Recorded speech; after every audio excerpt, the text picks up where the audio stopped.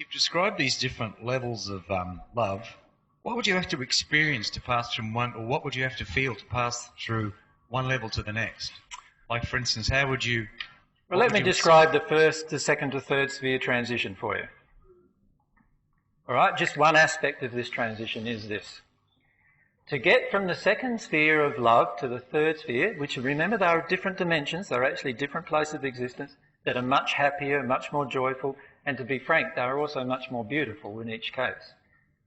To get from the second to the third sphere, I have to learn a primary lesson about love, in that love always tells the truth no matter what the consequence.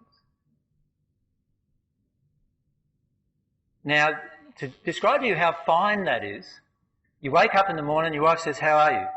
You say, "I feel good," when actually you're feeling quite afraid. You just lied. You are not in that condition of love yet. Does that make sense?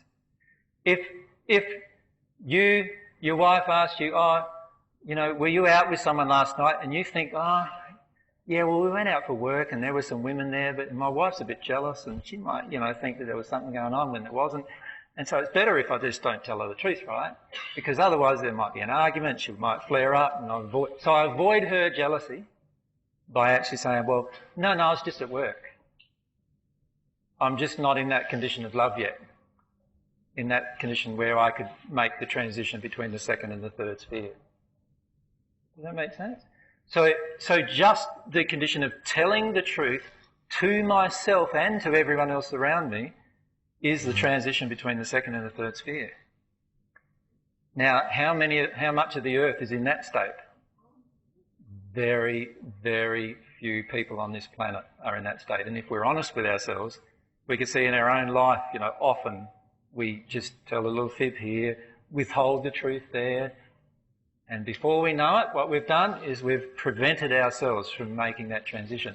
Now, when you make that transition, what goes through you is this amazing realisation that actually every time I say the exact truth as it is to absolutely every single person around me, no matter what their response is, that it gives me this freedom, and it also, there's this beautiful feeling that passes through you every time, that you've honoured yourself and honoured your feelings and your emotions and honoured the truth.